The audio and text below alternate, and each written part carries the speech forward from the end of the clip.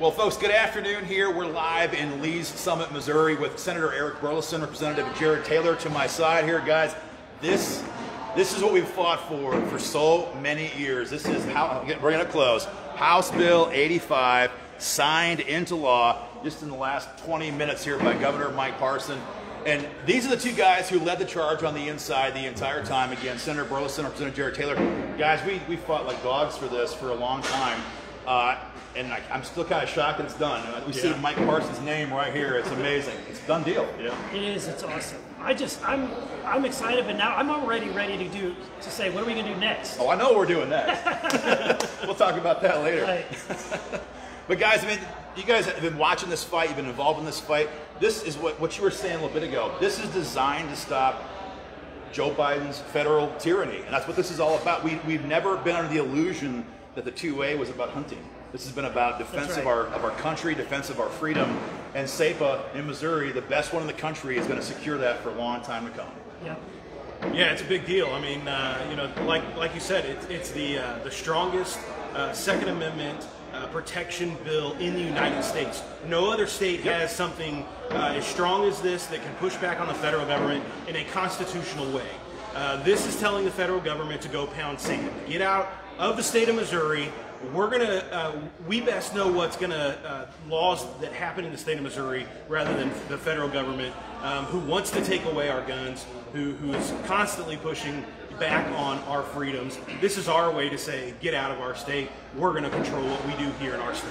Yeah. I just want to say, anytime you hear a liberal talk about how many people are being murdered in cities and crimes related to these issues, remind them that no one has killed more people over the last 100 years than their own government, right? Absolutely. So over the last 100 years, the very government that was supposed to protect them, to keep them safe, in countries like Turkey, Cambodia, China, in Russia, right? In Rwanda. Over the last 100 years, history has shown again and again and again that when a tyrannical government takes form, the first thing they do is start registering guns. Absolutely. Then they start passing laws. They make it illegal to own them. And then once they've disarmed the populace, then they can do things like genocide their own people. So over the last 100 years, over 100 million people have lost their lives to their own government. So you've got on one scale, a tyrannical government that's killing people, and on the other, when people talk about anything else, it's a pittance, right? Absolutely. At the end of the day, our founders were brilliant. They knew how dangerous government is and how dangerous, because they just went through it, right? Yep. And that's why we have the Second Amendment. Don't let anyone take that right from you.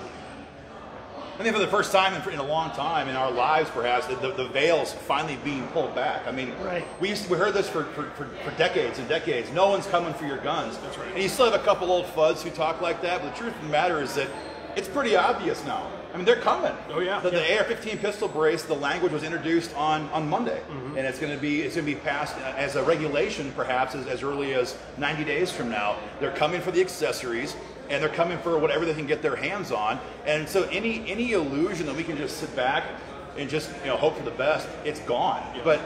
But here in Missouri, man, not in Missouri, those things are protected. That's right. Your pistol braces are protected. Yeah. And I think there's a lot of questions though too, Jared, that some people are asking about.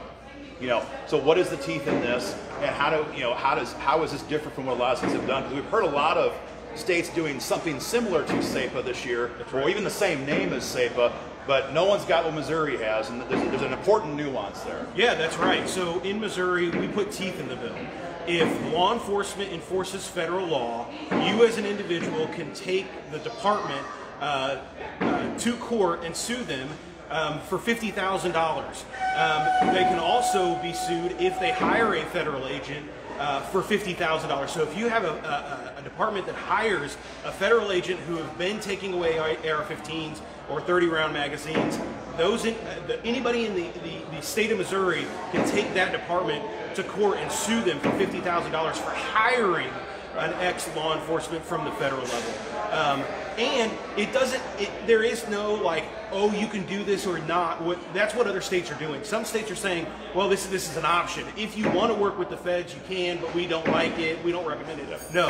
In Missouri, we say no. You are not going to work with the feds. We're going to enforce we're going to enforce Missouri law when it comes to Second Amendment rights. And I've heard some people have said, Eric, well, $50,000. I mean, that's not a lot of money to the mayor of St. Louis. Well, I've told people this for the last year and a half. If they start doing that, you guys are going to call a special session and jack that fine to $500,000. I mean, this is just the first step in this fight. Right, but let's be clear. Bureaucrats speak the language of money. Yeah. And they're insurance underwriters. And that $50,000, it scares them. Yep. So they do not want to lose $50,000, and it's per event. Yep. So it's per incident. So if they take 2 firearms, that's 2 events. Yep. That's 2 incidents. Yep. So that's $100,000. That is a severe enough penalty that, trust me, these bureaucrats who love their money, it's a painful penalty that they do not want to go anywhere near. And so this is and to your point, it's the strongest penalty in the nation. In the nation, absolutely. Yeah, and the other thing too is people are like, well, you're not holding that individual officer accountable. That department is going to hold that officer accountable. If they do something that's going to cost the department $50,000, you better bet yourself that they're going to make sure that doesn't happen again. You guys, you heard a lot about these different bills now and again. You've heard it 4 times today, but Missouri has the best one, and there's really 2 main reasons for that. The first one is these 2 guys, because as you guys know, I work in a lot of states in the fight for gun rights, and everybody's pro-gun in the capital, every capital. Everybody's pro-gun. And at election time, everybody's pro-gun. But then you go to the Capitol and say, hey, can you run this bill? And sometimes they'll do that. But then the real fight begins to happen behind closed doors, in committee rooms, again, behind those closed doors, amongst the party stuff. And a lot of guys who are pro-gun on campaign trail time, all of a sudden they fall apart. And these 2 guys, I mean, this is an honest fact. You guys have fought harder than anybody I've ever known on this bill or on any bill. It was a hard road. Because the truth of the matter is that the Democrats don't have control in Missouri. And so when it comes time to getting things passed, the fights, that's inter-party, that's tough. And you guys fought really hard for that. And for that, we have a huge thanks from our organization. Yeah. And guys, reason number 2 is you guys, though. Because as strong as these guys can be in the inside, there's all kinds of guys that file strong bills on the inside. But they need more than just being filed and having a guy driving them. They need people on the outside who are pummeling the state capitol with their calls and their emails and their tweets and all this stuff saying, you do this or I'm going to find somebody who will. And that's how we've operated for a very long time with the Missouri Firearms Coalition. And you heard it today from these guys. That is the reason why this stuff passes. It's a 1-2 punch. You have these guys on the inside and you have you guys on the outside who are just beating the bushes nonstop around the clock. We want action on this bill. And so for all the states that have passed something different or something similar but nowhere near as good, the difference is that reason. It's you guys. It's the lack of that outside pressure. That's what won the bill here, won this fight here today, this year in Missouri. And for that, you have my eternal thanks. Missouri is leading the way now. This SAPA bill is going to be, it's already being used. It has been for the last 6 months now. It's being used in red states across the country as the roadmap. I was talking today to a Senate sponsor in Wyoming and to a Senate sponsor, our House sponsor in Iowa. And they said, wait, it's going to be signed? Like, it's not just an idea, it's actually passing. Right. And they're already burning down their caucus with calls and texts saying, this is ridiculous, we're being shown up, we're being lapped by Missouri. No, I mean, no offense, every state thinks they're the best state in the country. But this is a huge victory, and it's gonna explode. Listen, I can't say enough thank you. Thank you for all the calls, all the emails. I said it earlier, if it were left up to the legislators in Jefferson City, this would have never happened.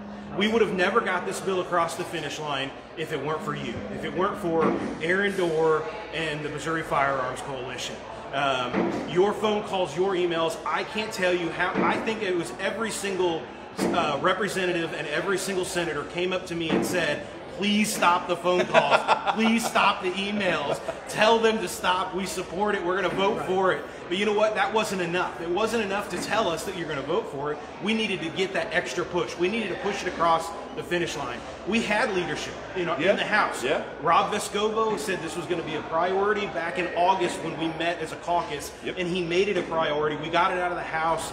It was the first 3 bills that got out of the House in February already. That's right. Yeah. And your push got it through the Senate back over to the House, and we were able to get it done. Yeah, I agree. It's like we can have the best car in the world, but if we don't have fuel in the tank, it's not going anywhere.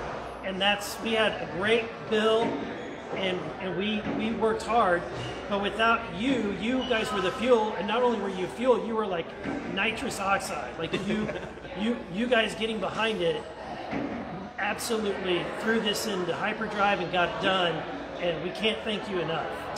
The guy, that's what's going on. He mentioned fuel. I'm going to go here and go buy some ammo. I see, I'm going to turn the camera here. There's ammo all over this building, and I'm going to go and try to buy some here momentarily. Fix that camera, Ben. But there is a big fight coming next session. We're not going to spill the beans yet. We're already discussing the bill draft. There's a big issue, and it's no big secret, that needs to be addressed in Missouri code when it comes to self-defense. You might have heard the name McCloskey's. And that whole situation, that's no big secret in Missouri. We're going to deal with that next session as well. So a lot more to come, a major fight on the way. As well as eliminating gun-free zones. Oh yeah, that's a huge one as well. So much more coming, guys. Get involved, share the video. If you're not a member, go to joinmofc.com and sign up. We'll keep you guys informed. Thank you again. Thank you.